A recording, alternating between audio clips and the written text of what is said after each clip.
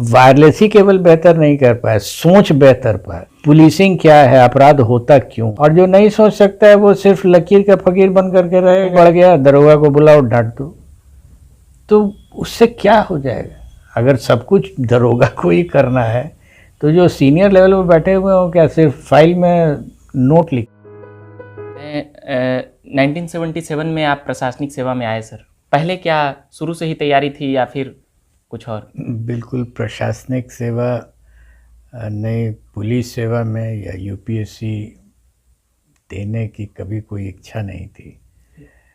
इच्छा थी तो फिज़िक्स मैथमेटिक्स के एक अच्छे स्टूडेंट बनने की।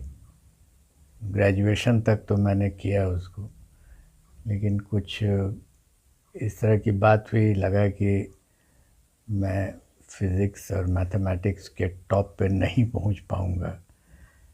बेसिकली इसलिए कि सिलेबस जो था जहां हमने पढ़ाई की थी पटना यूनिवर्सिटी में, वो आउटडेटेड था। तो मैं ये समझ चुका था कि इसमें टॉप पे पहुंचना मुश्किल है। तो जो दूसरा ऑप्शन, ज़्यादा विकल्प था नहीं 1974-75 में जी। इतने विकल्प नहीं थे, उस समय ग्लोबलाइजेशन नहीं हुआ था। तो जो ऑप्शन बेस्ट बच रहा था वो था यूपीएससी। मैंने यूपीएससी दिया। प्रथम अटेम्प्ट था आईपीएस के लिए, एज था आईपीएस का। तो आईपीएस में हो गया और मैंने फिर अपना प्रयास बंद कर दिया। जो मिल गया उसी में आगे बढ़ गया। मतलब एक ही बार में दिए और हो गया। आईएएस के लिए अप्लाई नहीं किया? नहीं, आईपीएस ही पसंद था? पसंद कुछ भी नहीं था, पसंद कुछ भी नहीं था। यूपीएससी एक ऑप्शन था, फर्स्ट अटेम्प्ट एज के हिसाब से पहले 1 साल कम में ही आईपीएस के लिए अटेम्प्ट दिया जा सकता था। तो मैंने वो दिया और वो हो गया। तो जब हो गया, और चूँकि मेरे पिताजी भी आईपीएस सेवा में थे, उस समय डीआईजी थे वो, और जो रैंक आया उसके हिसाब से लग रहा था कि बिहार कैडर मिल जाएगा। तो मैंने पसंद कर लिया और फिर पीछे मुड़ करके मैंने फिर देखा नहीं। उसके बाद अलग अलग ज़िलों में गए होंगे तो अलग अलग चुनौतियां का सामना करना पड़ता होगा। तो कोई ऐसी चुनौतियां बताएंगे जिससे कि कोई यादगार कुछ? चुनौतियाँ अनेक थीं, घटनाएं भी बहुत सारी थीं। जो ट्रेनिंग के दौरान सबसे पहला दिन जो था वही सबसे ज़्यादा यादगार है। मैंने ज्वाइन किया था रांची में ट्रेनिंग के लिए, और सीनियर एसपी साहब मिस्टर वायन श्रीवास्तव हमारे गुरु थे ट्रेनिंग के। तो उन्होंने प्रथम दिन ही मुझे एक रेड ऑर्गेनाइज करके कंडक्ट करने का आदेश दिया एक कागज़ पर। तो मुझे रेड समझ में नहीं आया था। अच्छा। तो मैंने अपने पिताजी से पूछा था कि ये रेड होता क्या है, क्योंकि रेड शब्द जो है वो कानून का शब्द नहीं है, पुलिस का शब्द है, आप लोग भी इस्तेमाल करते हैं, जी जी। आए दिन होता है, लेकिन ये कानून का शब्द नहीं है। और कानून में हमने पढ़ा था, तो उसमें जब ये शब्द नहीं मिला तो मैं गया उनसे पूछने के लिए। उन्होंने कहा कि अगर अपनी बुद्धि से आप आईपीएस हुए हैं तो अपनी ही बुद्धि लगाइए और हमसे बात मत किया कीजिए। रेड के बारे में जब पूछे तो? हाँ, तो उन्होंने स्पष्ट कहा, और वो शायद बहुत सोच के कह रहे थे कि अगर इसको हम ज़रा भी मदद करेंगे अभी तो ये हर समय मेरे ही पास चला आएगा, तो सीखेगा कब। इसलिए उन्होंने, और इतना कष्टकर था वो। इनफैक्ट मैंने अपने सीनियर एसपी से भी पूछा था कि सर ये रेड क्या होता है, तो वो थोड़ा विचलित हो गए कि तुम पुलिस में आ गए, अभी तक तुमको रेड नहीं पता है। ये सब जब मैं देखता हूँ, मैंने स्वयं फिर जा कर के दरोगा लोगों से बात किया कि होता क्या है रेड, और जब उन्होंने बताया मुझे तो मैंने कहा कि अच्छा ये तो सर्च एंड सीजर हुआ बेसिकली। तो यहाँ से मैंने सोचना शुरू किया कि पुलिस है क्या। किताब में जो आप पढ़ते हैं और प्रैक्टिकली जो करते हैं, बहुत सारे लोगों ने बाद में समझाया कि किताब में जो पढ़ लिया आपने अलग पढ़ लिया, जो व्यवहारिक होगा वो बिल्कुल अलग होगा। ये गलत है। व्यवहारिक भी वही होता है जो किताब में लिखा रहता है, और अगर आप व्यवहारिक को अलग कर दीजिएगा तो फंसने का पूरा चांस रहता है।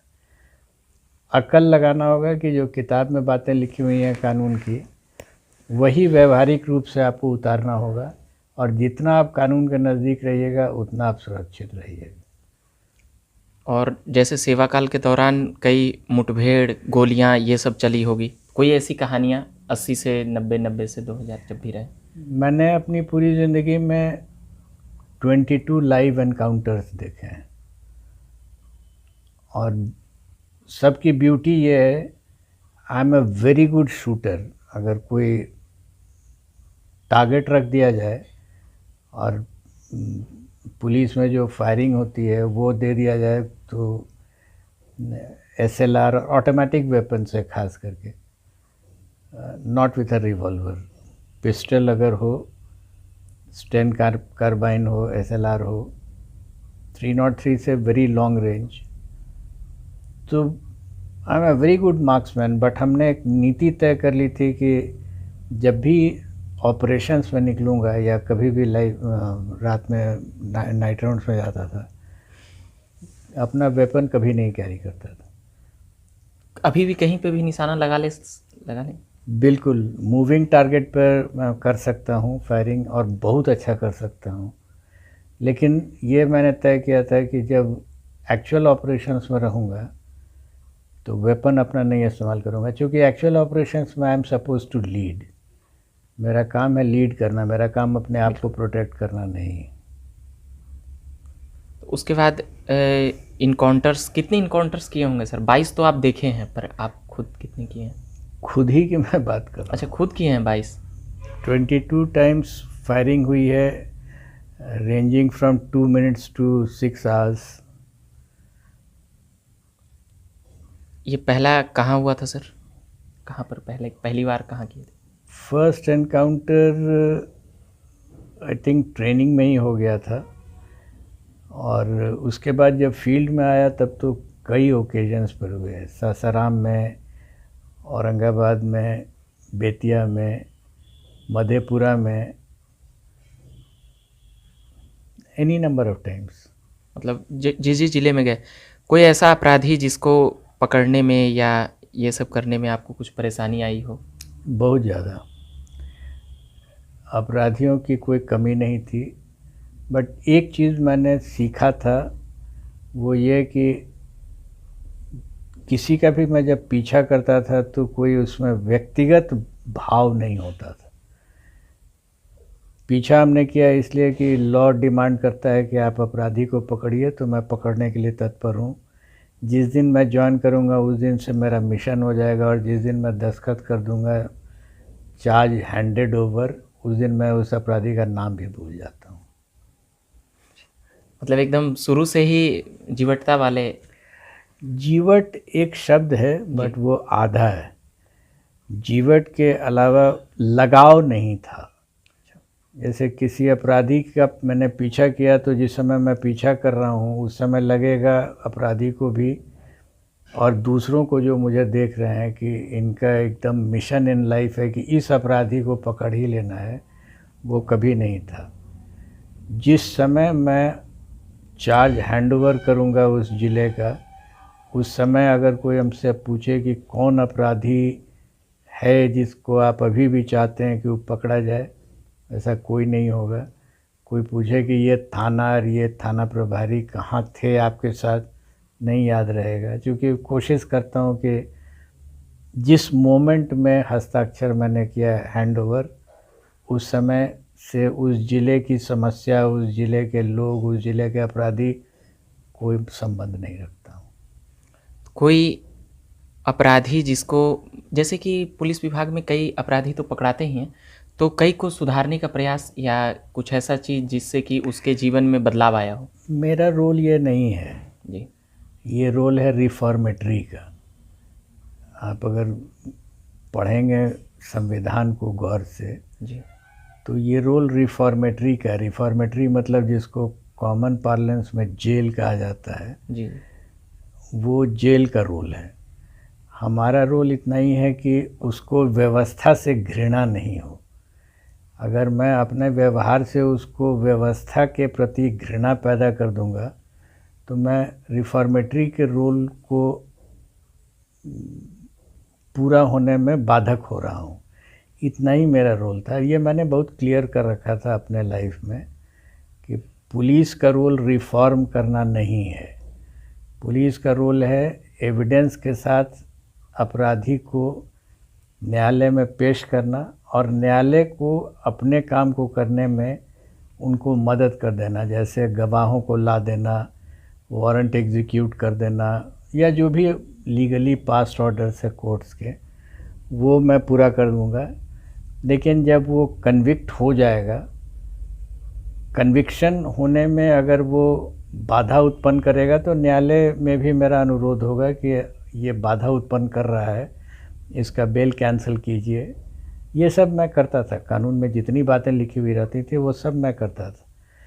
लेकिन पुलिस के प्रोसेस में मैं जा कर के उसको रिफॉर्म करूँगा, ये मेरा रोल नहीं था।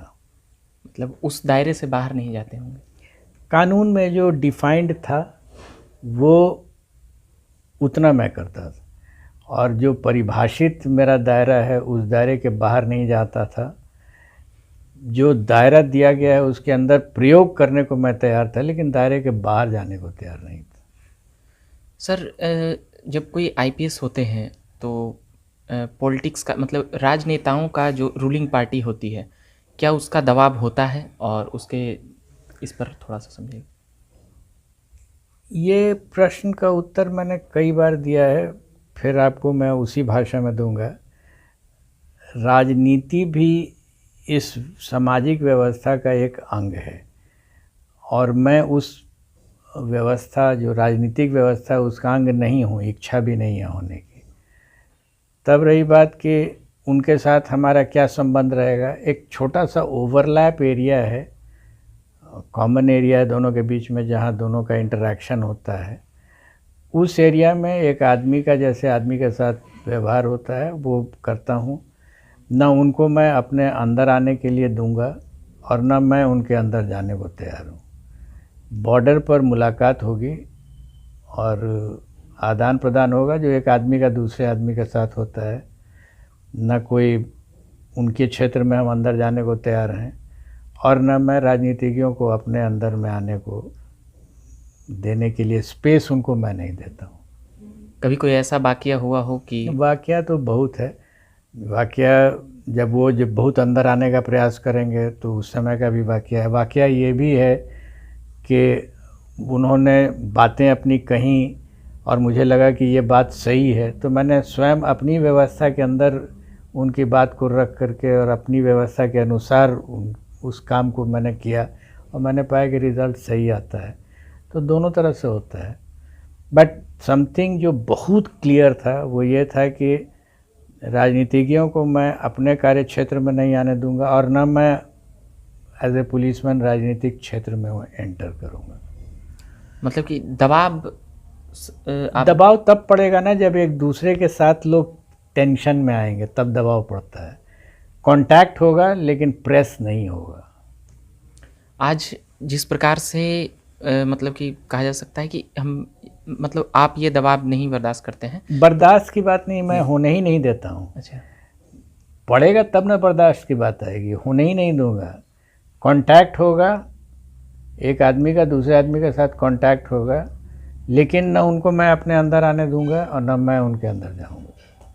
तो मगर ऐसा होता तो है ना, ये जिनके साथ होता होगा वो लोग बताएंगे, मेरे साथ नहीं होता है, क्योंकि मैंने उसको होने ही नहीं दिया है। अपनी ओर से मेरा पूरा प्रयास था, और बहुत कॉन्शियस प्रयास था, बहुत सजग रूप से प्रयास था कि आप मेरे अंदर नहीं आ सकते हैं। Thus far and no further, borders very clear.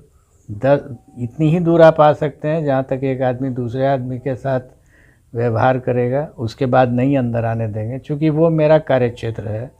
उस कार्य क्षेत्र में आप नहीं आइएगा। और आपके कार्य क्षेत्र में हम नहीं जाएंगे, जहाँ हम लोग का मिलन होगा वहाँ पर बात होगी। 80 से 90 के दौर में सर, और 90 से 2000 के दौर में, और 2000 से 2010 के दौर में आप यहाँ पर रहे हैं प्रशासनिक सेवा में, तो कौन सा दौर बेहतर रहा सर्विसेज का, मतलब कि प्रशासनिक सेवा में रहते हुए? बेहतर की परिभाषा क्या है? हर पोस्ट के साथ मेरा एक फंक्शन डिफाइंड था। फॉर एग्ज़ाम्पल मैं आईजी वायरलेस था, तो मैंने आईजी वायरलेस की तरह काम किया और अपने सेटिस्फैक्शन के अनुसार काम किया। कुछ ऐसी चीज़ें की, कुछ ऐसी चीज़ें बनाई, चूँकि मैं फ़िज़िक्स का विद्यार्थी था तो मुझे जानकारी थी कि कम्युनिकेशन होता क्या है, कैरियर वेव्स क्या है, मॉड्यूलेशन क्या है, डीमॉड्यूलेशन क्या है, टेक्निकली सेट्स क्या होते हैं, ट्रांसमीटर क्या है, रिसीवर क्या है, उसके फंक्शंस क्या हैं, एलसीआर सर्किट क्या होता है। चूँकि सब चीज़ की जानकारी थी तो मैंने अप्लाई किया उसमें, और कुछ चीज़ें ऐसी क्रिएट की जैसे उस ज़माने में